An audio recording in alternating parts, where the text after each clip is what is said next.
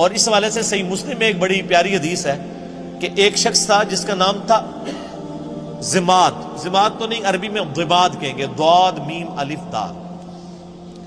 اس کے بارے میں مشہور تھا کہ وہ جن نکالا کرتا تھا.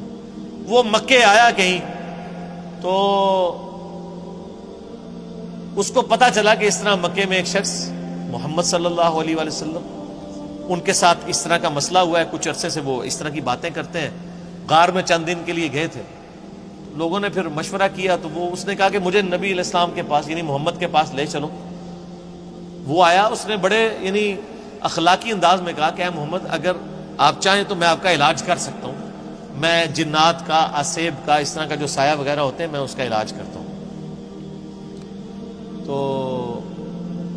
آپ صلی اللہ علیہ وآلہ وسلم سے اس نے کہا کہ آپ بتائیں آپ کیا بیان کرتے ہیں، آپ کو کیا پرابلم ہے. تو آپ علیہ السلام نے چند الفاظ پڑھے، ان الحمد للہ نحمدہ ونستعینہ ونستغفرہ. بے شک تمام تعریفیں اللہ کے لیے، ہم اسی کی حمد کرتے ہیں، اسی سے مدد چاہتے ہیں، اسی کی طرف رجوع لاتے ہیں. من یہدہ اللہ فلا مضل لہ، جسے اللہ گمراہ کر دے، جسے اللہ ہدایت دے دے، اسے کوئی گمراہ نہیں کر سکتا. ومن یضلل، اور جسے وہی گمراہ کر دے، فلا ہادی لہ، اسے کوئی ہدایت نہیں دے سکتا. واشہد ان لا الہ الا اللہ وحدہ لا شریک لہ، اور میں گواہی دیتا ہوں کہ اس اکیلے اللہ کے سوا کوئی معبود نہیں ہے. واشہد ان محمدا عبدہ ورسولہ، اور محمد صلی اللہ علیہ وآلہ وسلم اس کے بندہ ہے خاص اور رسول. اس کے اوپر ایسا روب طاری ہو، اس نے کہا یہ آپ نے کیا کلام پڑھا؟ دوبارہ پڑھے، دوبارہ پڑھا. اس نے کہا ایک دفعہ پھر سنائے. ابھی قرآن تو پڑھا ہی نہیں تھا، صرف آپ نے اپنے خطبے کے الفاظ پڑھے. تیسری دفعہ جب اس نے سنا، اس نے کہا واللہ ایسا کلام میں نے کبھی نہیں سنا. آپ اپنا ہاتھ بڑھائیں، میں آپ کے ہاتھ پہ بیعت کروں، میں اسلام قبول کرتا ہوں. یہ صحیح مسلم میں حدیث ہے. تو وہ آیا علاج کرنے تھا، اس فیلڈ کا ایکسپرٹ تھا. جس طرح آپ دیکھ لیں کہ جادوگروں نے اسلام قبول کر لیا تھا، ان کو پتہ چل گیا تھا کہ موسیٰ علیہ السلام جو کچھ کر رہے ہیں یہ جادو نہیں ہے. کیونکہ ہر ایکسپرٹ اپنی فیلڈ کو جانتا ہے. ایک ڈاکٹر کو پتا ہے کہ ڈاکٹر زیادہ سے زیادہ کیا کر سکتا ہے، اور اس کے سامنے کوئی ایسا ایکسپیرینس آ جائے وہ کہے گا یہ ڈاکٹری میں پاسبل نہیں. جادوگروں کو بھی پتا تھا کہ جادوگر آنکھوں کا دھوکہ کرتے ہیں، یہ تو فزیکلی کر کے بتا رہا ہے، یہ جادو نہیں. تو جادوگر جن کی بیس پہ فرعون اکڑا ہوا تھا وہ تو مسلمان ہو گئے. اس کے بعد تو فرعون کو ویسے ہی مسلمان ہو جانا چاہیے تھا، لیکن نہیں ہوا، ہدایت اس کی قسمت میں نہیں تھی. یہاں پہ بھی مشرکین عرب جو بار بار کہتے تھے اس پہ جنات کا اثر ہے، جو جنات کا ایکسپرٹ ہے وہ کہہ رہے کہ یہ جنات کا اثر نہیں ہے، اور وہ مسلمان ہو گیا. اس کے بعد گنجائش رہتی تھی کہ مشرکین عرب نبی علیہ السلام پہ ایمان نہ لاتے، لیکن وہ قسمت میں ہدایت. اور لوگ کہتے ہیں جی اللہ کے نبی زندہ تھے، لوگ پتہ نہیں کیوں نہیں بات مانتے تھے. آج اللہ کے نبی کی بات مان رہے ہیں لوگ. وہ تو ان سے بہتر تھے، وہ کافر تھے، کم از کم ڈٹے تو ہوئے تھے نا. یہ مسلمان ہو کے اللہ کے نبی کی بات ماننے کے لیے تیار نہیں ہے. تو میں تو آج کل کے مسلمانوں کو دیکھتا ہوں تو مجھے اندازہ ہو جاتا ہے کہ واقعی یار ایک بندہ نبی کو مان کے بھی نبی کی نہ مانے تو یہ تو بڑا مسئلہ ہے، اور ایک بندہ نبی کو مان ہی نہیں رہا وہ اس کی نہ مانے تو وہ چھوٹا مسئلہ. یہ جو آج کہہ رہے ہوتے ہیں نا جی وہ کاش تیرے زمانے میں ہوتا تو میں تیرے قدموں سے لپٹ جاتا، کبھی میں تیری جوتیوں کا تسمہ ہوتا، یہ کچھ ہوتا، میں کہنا رفع دین پھر بھی نہ تو شروع کرتا. تو کہنا لوگ کہیں گے کہ یار ایک مکیہ میں مارنا ہے. یعنی جو اتنا بزدل ہے آج کے دور میں کہ وہ اپنے نظریات کو قرآن و سنت پڑھ کے چینج کرنے کے لیے تیار نہیں ہے، تو وہ ابو جہل ہی ہوتا. یہ ضروری نہیں ہے کہ تیرے ہوتے جنم لیا ہوتا تو ابو بکر عمر عثمان و علی ہوتا رضی اللہ عنہ اجمعین. نہیں، عین ممکن ہے کہ ابو جہل ہوتا، عبداللہ ابن ابی ہوتا. یہ بات کرنا بڑا آسان ہے، تیرے ہوتے جنم لیا ہوتا. یہ ساری کہانی ہے میرے بھائی، یہ بڑا مشکل کام ہے.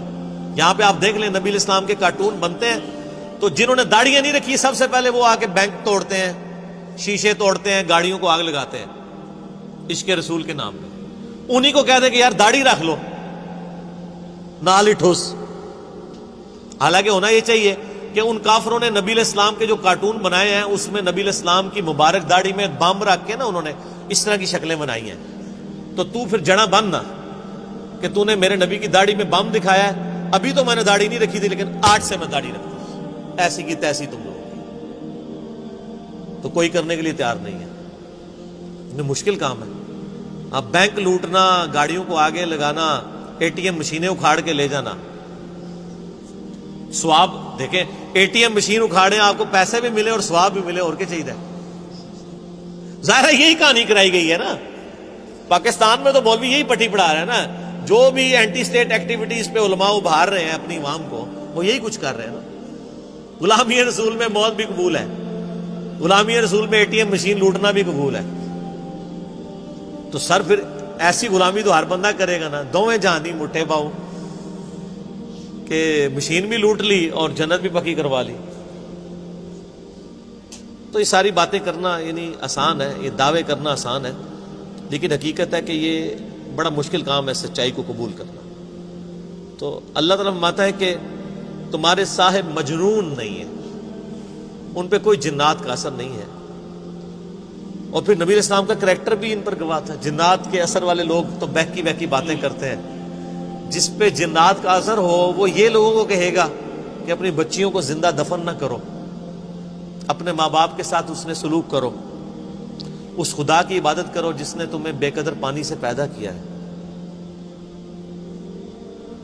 اس طرح کی اخلاقی اقدار جس پہ جنات کا اثر ہو تو اس طرح کی باتیں تو نہیں کرے۔ پھر سورہ یونس میں اللہ تعالیٰ شروع میں آیت نمبر 14، 15، 16 میں آپ کو ملے گا، اللہ تعالیٰ فرماتا ہے کہ یہ کہتے ہیں کہ اے نبی ان سے فرما دو اگر اللہ نہ چاہتا تو میں کبھی قرآن تم پہ نہ پڑھتا۔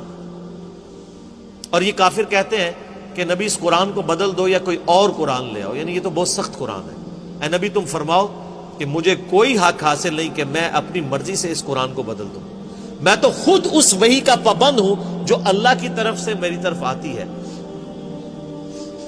قل انی اخاف ان عصیت ربی عذاب یوم عظیم، اے نبی یہ بھی فرما دو کہ بالفرض اگر میں بھی اپنی خواہش نفس سے کچھ ایسا معاملہ کرتا ہوں، اپنے رب کی نافرمانی کرتا ہوں، تو میں بھی ڈرتا ہوں کہ بڑے دن کا عذاب مجھے بھی آ پکڑے گا۔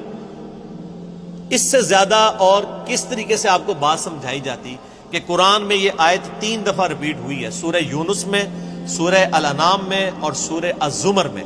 قل انی اخاف ان عصیت، اے نبی تم فرماؤ مجھے تو خود خوف لگا ہوا ہے کہ بالفرض اگر میں نے بھی اپنے رب کی نافرمانی کی تو بڑے دن کا عذاب مجھے بھی آ پکڑے گا۔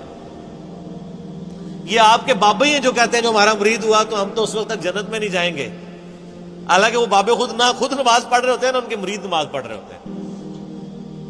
نماز کا پوچھے کہتے ہیں مدینہ شریف پڑھتے ہیں۔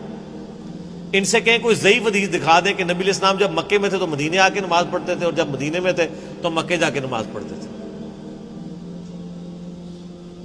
کہانیاں، اور بلکہ میں نے اس کہانی کی تو وہ انجینئرنگ کی ہے کہ صحیح مسلم میں حدیث ہے کہ نبی علیہ السلام نکلے تو بنو سلمہ کے کچھ لوگوں کو دیکھا مدینہ شریف میں، وہ کھڑے ہوئے تھے۔ آپ نے فرمایا کیوں کھڑے ہو یہاں پہ؟